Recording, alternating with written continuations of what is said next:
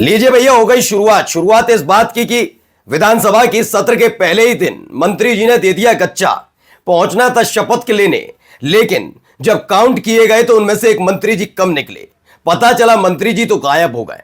कौन है ये मंत्री, किस पार्टी से ताल्लुक रखते हैं, एक एक चीज तो आपको दिखाऊंगा, जिसने खास तौर पर प्रचंड बहुमत की सरकार बनने के बाद के जश्न में खलल डाल दिया है। तो क्या वो मंत्री जी गच्चा देने जा रहे हैं? जी हां, बहुत बड़ी खबर आज की है। एक मंत्री का अचानक से गायब हो जाना, शपथ लेने ना पहुंचना, बड़ी खबर बन गया है। तो वहीं दूसरी तरफ आपको दिखाऊंगा कि एक और मंत्री जी का इस्तीफा हो सकता है। जी हां, नीतीश सरकार से पहला विकेट गिर सकता है। एक मंत्री जी पहुंचे नहीं, दूसरे मंत्री जी के इस्तीफे की तैयारियां हो रही हूं, क्योंकि जैसे ही इस्तीफों का दौर शुरू हुआ तो इकाइयां भंग करनी पड़ी और आखिरकार दबाव इतना ज्यादा है कि कभी भी खबर आ सकती है कि नीतीश सरकार में से एक मंत्री जी का विकेट गिर गया। कहां से खबर आई है, कौन सी पार्टी इसमें शामिल है, तमाम चीजें दिखाने जा रहा हूं। नमस्कार, मैं हूं प्रज्वल गौतम और आप देख रहे हैं नेशन 360। चलिए, शुरुआत आज की इसी खबर से। आपने पहले दिन का देख लिया होगा, तेजस्वी यादव की शपथ देख ली, सम्राट चौधरी की देख ली, नीतीश कुमार की देख ली, विधायक के तौर पर। इन सब के बीच विधानसभा स्पीकर भी बन गए भैया प्रेम कुमार, बीजेपी वाले। नानुकुर के बाद भी तमाम चीजें हुई। अब आप अंदाजा लगाइए, 20 तारीख को शपथ हुई सरकार की। विधायक के तौर पर ही सरकार की शपथ होती है। 20 तारीख से लेकर अब तक अगर हम पूरे दिन मिलाएं, 20 को भी अगर काउंट कर ले तो कुल मिलाकर होते हैं 13 दिन। इन 13 दिनों के भीतर सिर्फ टव्वल वाले हालात हमने आपको दिखाए थे। पहले 12 विधायक नाराज, फिर 11 विधायक नाराज। लेकिन नाराजगी सबसे ज्यादा अगर किसी एक पॉलिटिकल पार्टी में देखने को मिल रही है तो वह है उपेंद्र कुशवाहा की पार्टी। वो भी उसकी कहानी निकल कर आई है। लेकिन पहले दिन क्या क्या हुआ, उसमें से एक सबसे रोचक घटना यही है।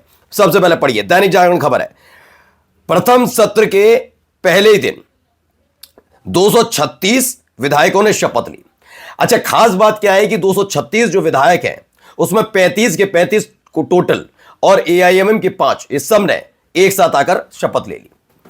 होता भी यही है, जैसे आप उत्तर प्रदेश में आइए तो यहां कुल मिलाकर है 403 विधायक।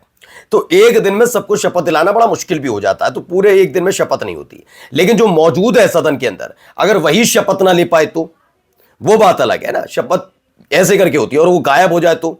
खास तौर पर यह देखा जाता है कि पहले दिन चाहे कोई भी राज्य हो, वहां पर खास तौर पर पहले कैबिनेट मंत्री जो विधायक की शपथ ले लेते हैं, कहीं पर भी हो कैसे भी हो, लेकिन पहले शपथ वही होती है। ऐसी लोकसभा में होता है। लेकिन मंत्री जी गायब रहे। प्रथम सत्र के पहले दिन 236 विधायकों ने शपथ ली। यानी जो जिस छोटा है 35 विधायकों वाला रह गया है महागठबंधन, कोई बात नहीं, लेकिन 35 के 35 कितने ईमानदार और एकजुट हैं ये आप समझिएगा। जबकि 202 में से अगर आपके विधायक गायब हो जाए, उनमें से एक मंत्री भी हो, तो खबर पड़ी आगे क्या है। मंत्री मदन सहनी समेत 7 एमएलए नहीं पहुंच पाए सदन। इसे खबर लिखा है, नहीं पहुंच पाए। ऐसा कोई जाम लग गया था, कोई प्राकृतिक आपदा आ गई थी बिहार में, कोई ऐसी जगह फंस गए थे, ऐसा तो नहीं है। वो पहुंचे ही नहीं। 7 लोगों का ना पहुंचना, चलो मैं 7 में से 6 विधायकों को छोड़ भी दो, तो उनमें से एक मंत्री का पहुंचना उस दिन बहुत जरूरी होता है।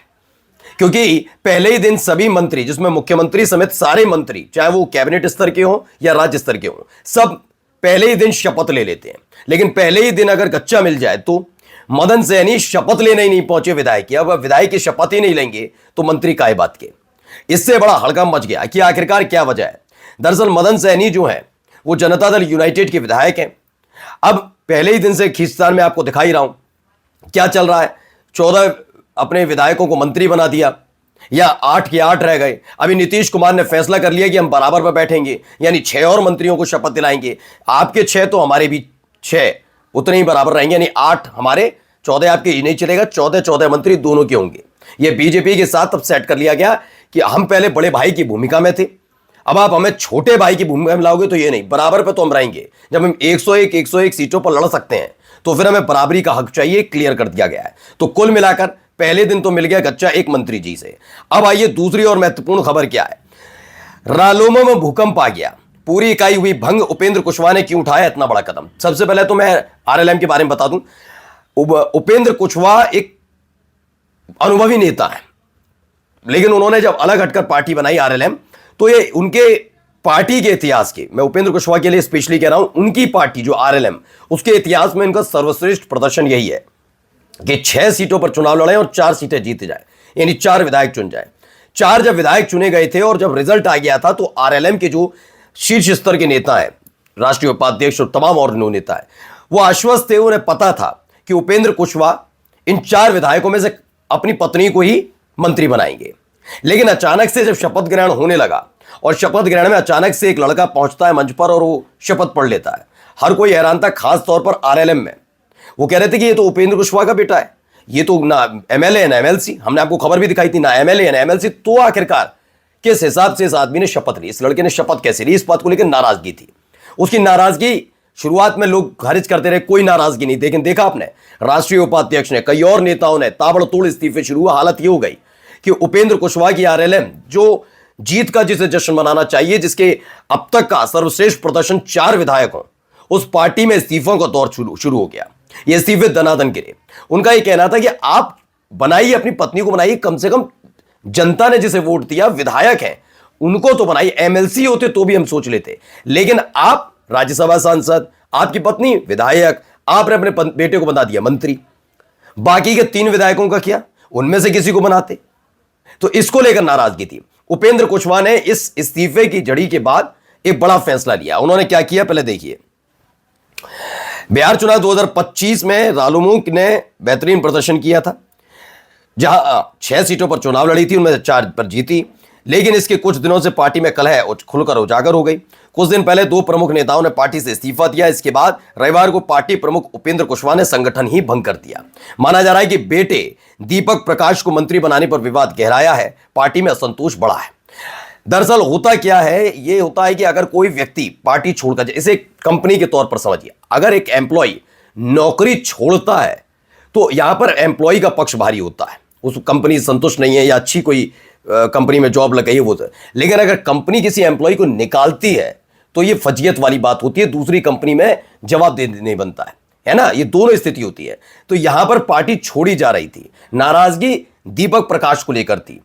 ये जानते थे उपेंद्र कुशवाहा की और इस्तीफे गिरने वाले, उससे पहले ही उन्होंने अपनी इकाइयां भंग कर दी कि कोई किसी नेता पर कोई पद है ही नहीं, सब इससे में पद मुक्त है। ये क्लियर कर दिया गया। उन्होंने कहा नए सिरे से बनाएंगे। दरअसल अब अगले कुछ दिनों तक ये माना जा रहा है कि उपेंद्र कुशवाहा कोशिश में, कवायद में, कि वो अपनी पार्टी के नेताओं को समझाएं, दीपक प्रकाश के लिए एक मत करें कि कोई बात नहीं, बना दिया हो गया। लेकिन लग रहा है कि उपेंद्र कुशवाहा की इस बात का कोई असर पड़ने वाला नहीं है और इस्तीफे गिर सकते हैं। माना जा रहा है कि जल्दी दीपक प्रकाश को जिस तरीके से कान में फुसफुसाया था कि जाओ बेटा, जाकर मंत्री पद की शपथ लो, उसी मोहब्बत के साथ कहा जाएगा कि मंत्री पद से इस्तीफा दे दो। माना जा रहा है कि उपेंद्र कुशवाहा की पत्नी शायद मंत्री बन सकती है, या फिर अपने आप को निष्पक्ष दिखाने के लिए उपेंद्र कुशवाहा को अपने 3 विधायकों में से, 4 है ना, 4 में से एक उनकी पत्नी है, 3 विधायकों में से किसी एक को मंत्री बनवाना पड़ेगा। कुल मिलाकर इस्तीफों का दौर शुरू होने जा रहा है। एक तरफ मंत्री नहीं पहुंचते, एक तरफ मंत्री बने बनाए को मंत्री पद से हटाने के लिए पार्टी में इस्तीफे का दौर शुरू हो जाता है। कलह बड़ी जबरदस्त है। नमस्कार।